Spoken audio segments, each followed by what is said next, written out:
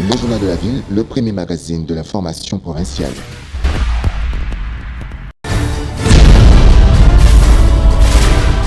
Tout de suite, le journal.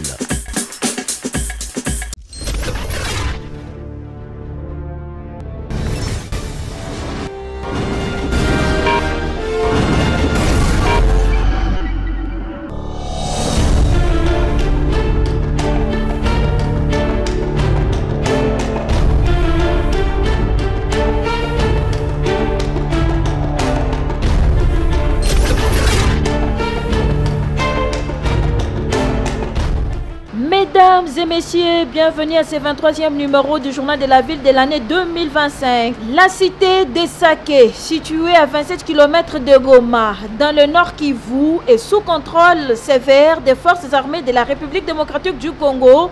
Le gouverneur militaire du nord Kivu rassure la population, pas de panique, les FARDC sont à l'œuvre. C'est tout pour les sommaires, mesdames et messieurs. Encore une fois, bienvenue dans ce journal.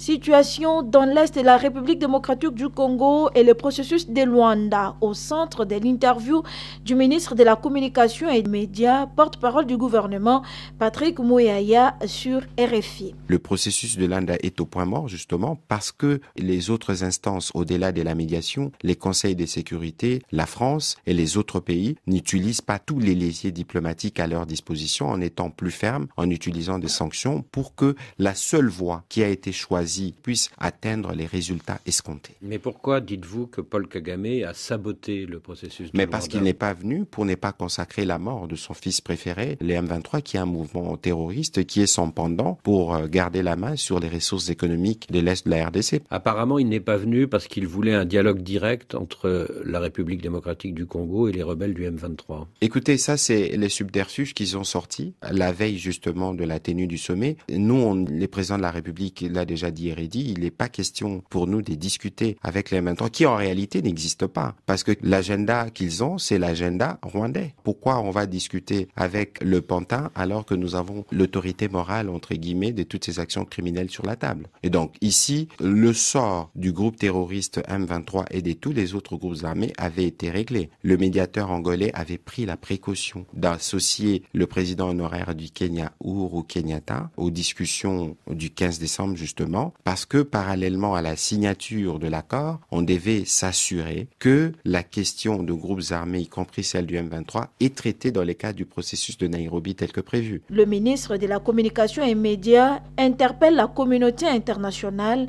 d'aller au-delà des simples condamnations. Alors vous demandez des sanctions internationales contre le Rwanda, mais l'Union africaine, pour l'instant, refuse que les Nations unies inscrivent un débat sur ce sujet dans son agenda 2025. Vous n'êtes pas déçu ? Écoutez, pour tous ces pays qui estiment aujourd'hui que le Rwanda devait être épargné des sanctions, devraient juste regarder la situation humanitaire. C'est évident qu'aujourd'hui, il y a des millions de jeunes femmes et hommes qui sont déplacés dans leur propre pays du fait des agissements du président rwandais. Il y a des viols, de massacres qui se perpétuent en plein jour. Ces pays-là, je ne pense pas qu'ils veulent être complices de ces dégâts. Et aujourd'hui, il y a un cadre justement instauré par l'Union africaine, c'est le processus de Luanda. Pour rappel, aujourd'hui, il existe un plan de neutralisation des retraits de force qui a été convenu par la partie congolaise et rwandaise. C'est l'acte final qui devait être posé, qui n'a pas été posé parce que justement le président rwandais a un agenda criminel pour continuer les pillages de minerais dans l'est de la RDC. Je ne pense pas qu'un pays africain, quel qu'il soit, devait être complice de ce type d'agissement parce que justement n'est pas prendre des sanctions fortes en ce moment, c'est être complice de massacres qui sont commis dans l'est de la RDC. Patrick Muyaya Katembwe souligne par ailleurs la détermination du gouvernement congolais et des forces armées de la République démocratique du Congo d'en finir avec les ennemis de la patrie.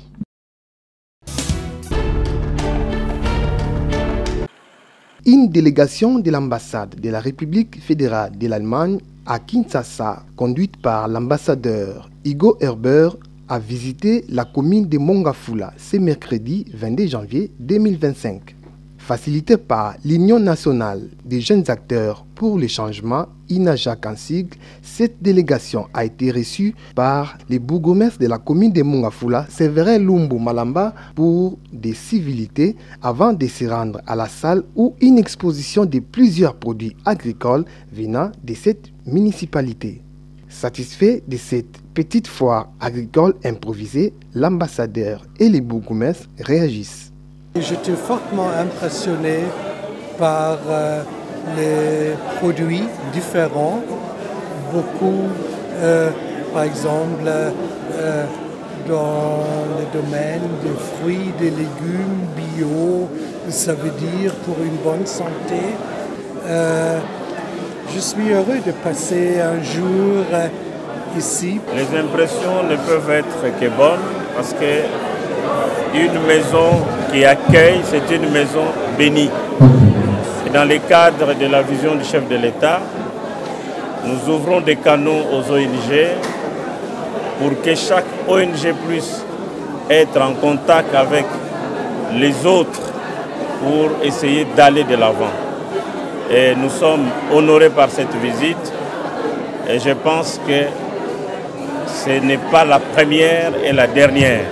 Juste après, cette délégation a pris la route pour le quartier Bel-Air où l'équipe de l'INAJAC, conduite par son président Jocelyn Lengissa, a fait visiter à l'ambassadeur une coopérative des mamans qui bénéficie du soutien de l'INAJAC dans le cadre de l'autonomisation des citoyens en vue de la conception et mise en œuvre de la planification du développement local à Mongafula. Pour clôturer la journée, l'ambassadeur et sa délégation, accompagnés du bourgmestre, ont visité les sièges de l'INAJAC où ils ont assisté aux explications du président de cette structure de jeunes qui a comme cheval de bataille le développement de la communauté de base. Mais je suis fortement impressionné par ma visite ici à Mongafula et j'aimerais d'abord aussi féliciter le bourgmestre pour l'approche de base. Ça veut dire de formuler une politique de développement pour quartier, pour la communauté, ensemble avec les gens qui habitent ici, avec la communauté. Et on a soutenu par l'organisation Miserior, avec des fonds de notre gouvernement, le gouvernement allemand, le développement du plan communal de développement, vraiment avec un processus inclusif. C'est le début de l'année, alors mes meilleurs vœux pour la communauté, pour aussi UNAJAC, qu'on a visité maintenant à la fin, l'engagement dans le processus. Jocelyn Lengissa est le président de l'INAJAC. Aujourd'hui, c'est l'ambassadeur d'Allemagne à qui nous disons un grand merci pour sa disponibilité. L'ambassade plutôt d'Allemagne, le chef des coopérations qui sont descendus sur place. Demain, ça sera tant d'autres. D'autant plus que l'approche est révolutionnaire, nous pensons multiplier les collaborations. Nous avons créé un cadre où les femmes de la commune, c'est-à-dire vous avez vu le bourgmestre a présenté lors de la foire agricole des femmes qui étaient munies de leurs projets, c'est-à-dire ils ont déjà commencé quelque chose, mais ils ont besoin d'être propulsés. Et à cet effet, l'ambassadeur a parlé, je crois qu'il y a les mots assez clairs qu'il va voir avec des micro-projets comment essayer de booster cela. Mais pour rapport à l'INAJAC, nous sommes convaincus que cette collaboration qui a commencé avec l'ambassade fédérale d'Allemagne va continuer certainement et va porter des fruits et naissance d'un projet, je crois, dans un bref délai.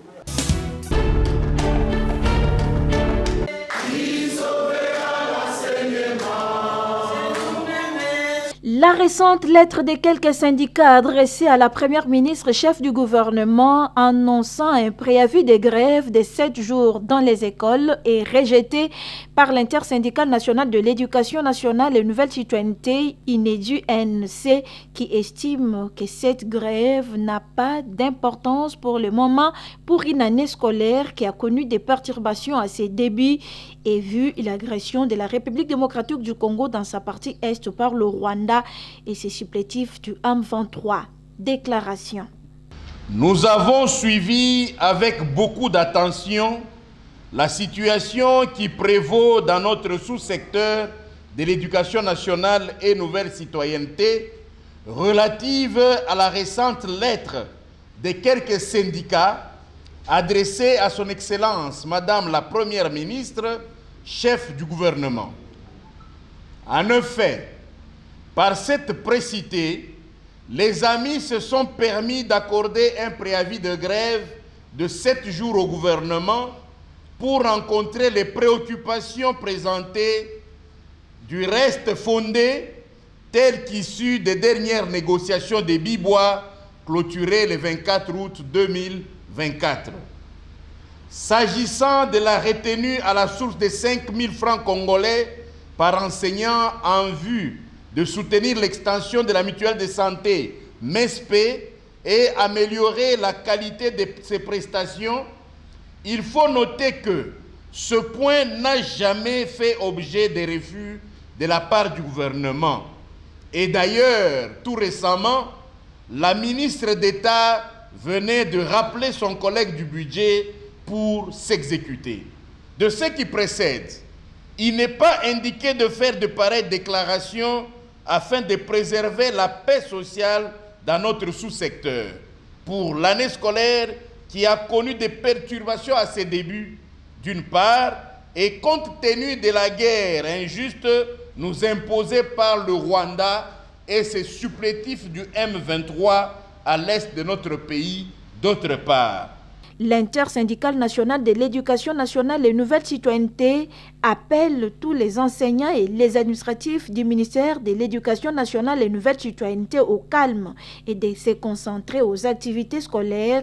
Nous recommandons à tous les enseignants et administratifs du ministère de l'éducation nationale et nouvelle citoyenneté de rester calmes et ne pas adhérer à ces fameux préavis de grève qui frisent des intentions obscures et surtout ne profitent ni à l'enseignant congolais ni aux enfants.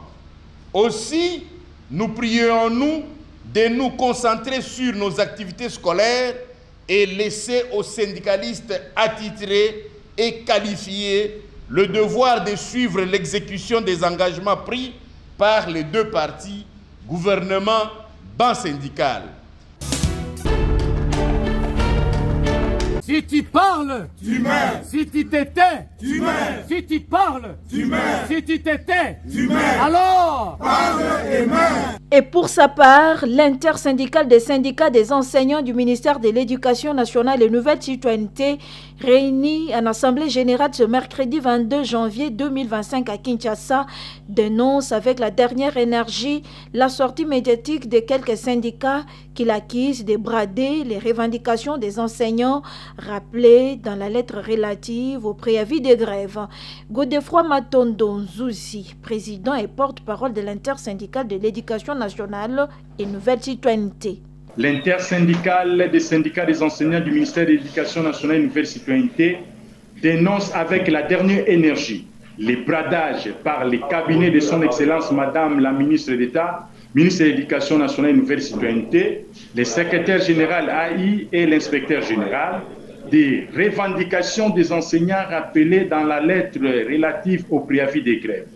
Ces bradages a eu lieu par la convocation d'une réunion ce mardi 21 janvier 2025 à l'imprimerie de l'inspection générale avec des personnes qui n'ont pas été à la base des revendications des enseignants lors de la rédaction du dit préavis du 18 janvier 2025. Curieusement, à l'issue de cette messe noire, il s'insurge contre la volonté des enseignants de la République, surtout en mettant en danger la santé des enseignants et reporter les paiements de 50 000 francs congolais au moment où le gouvernement était prêt à l'exécution.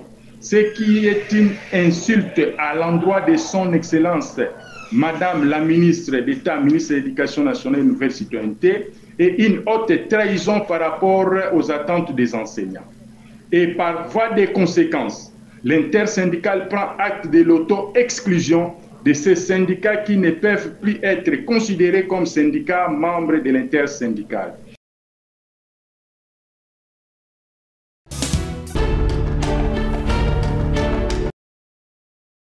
Il est situé dans les coins reculés de la commune de Lansele, plus précisément au quartier Bonzolamissou, Bel-Air, entrée Air Force.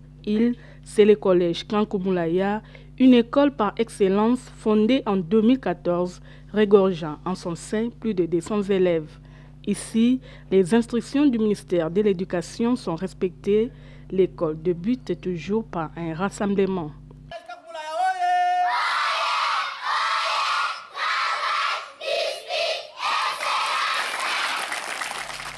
Au collège Kankoumulaya, c'est la vision du chef de l'État Félix Tshisekedi qui est matérialisée par son fondateur, la gratuité de l'éducation de base. D'après David Eloko, directeur de ces collèges, les enfants issus des couches défavorisées, entre autres des policiers, militaires, corps médical, orphelins et autres, étudient gratuitement. Ici, c'est le collège Kankoumulaya. C'est une école publique. C'est une école publique dont nous sommes en train d'encadrer ou bien de faire étudier les enfants. L'école a commencé depuis l'an 2014 et nous voici en train de construire, mais nous sommes un peu bités par manque de moyens. C'est une école officielle qui fait scolariser les enfants des corps médicaux, les FARDC, la police. Ces enfants étudient gratuitement. Nous soutenons la vision du chef de l'État. Ici, l'enseignement est toujours gratuit. Vissabelle, réputation dans la communauté, parents et corps enseignants lancent un SOS à l'endroit des autorités et personnes de bonne volonté. Nous savons que nos enfants étudient gratuitement. Ce que nous souhaitons, que les autorités nous assistent de soutenir l'école. Nous lançons un SOS aux autorités de bonne volonté, de bien vouloir jeter un coup, un air de compassion sur tout ce que nous sommes en train de faire. Vu que nous sommes encore dans des quartiers un peu reculés, en tout cas nous sommes en train de souffrir. Ce qui concerne la rétrocession, mais nous arrive, des fois les boîtes de craie nous sont très difficiles à en avoir, mais quand même dans cette même logique, nous sommes en train de nous battre pour essayer de payer, de faire étudier les enfants gratuitement. Situé au quartier Bonzolamissou, Bel-Air, le collège Kankoumulaya, via son promoteur, est plus que jamais déterminé à construire des hommes et femmes d'un Congo de demain.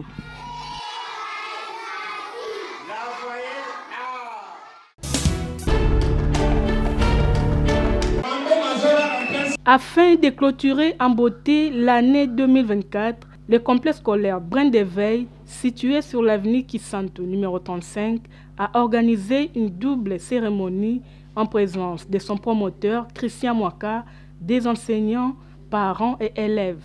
Tout d'abord, l'école a célébré les festivités de fin d'année avec les élèves, un moment très chaleureux où les cadeaux ont été partagés aux élèves de la maternelle et primaire.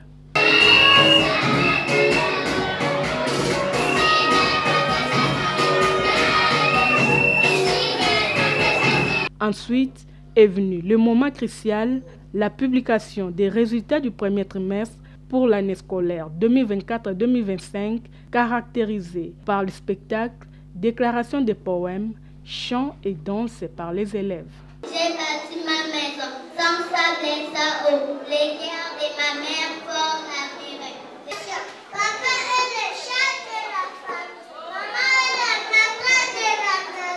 Chante dans les champs, chante papa, chante maman, chante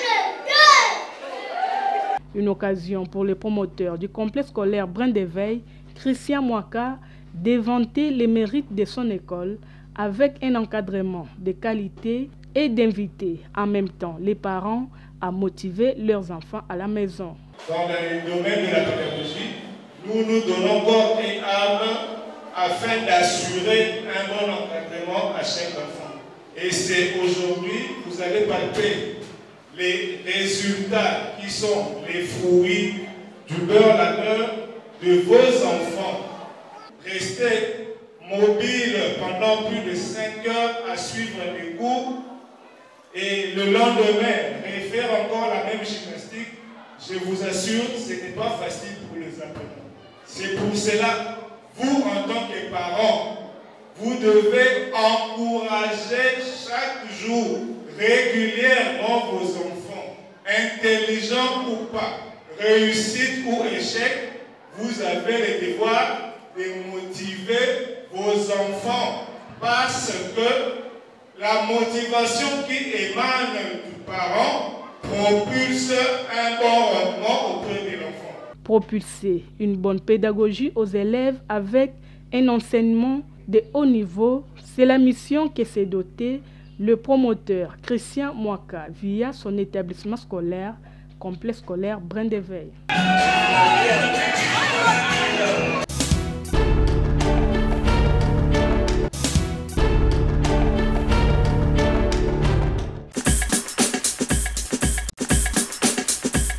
Nous sommes arrivés à la fin de ce journal de la ville, mesdames et messieurs. Merci de l'avoir suivi. Le prochain rendez-vous est fixé pour ce vendredi et d'ici là, portez-vous bien.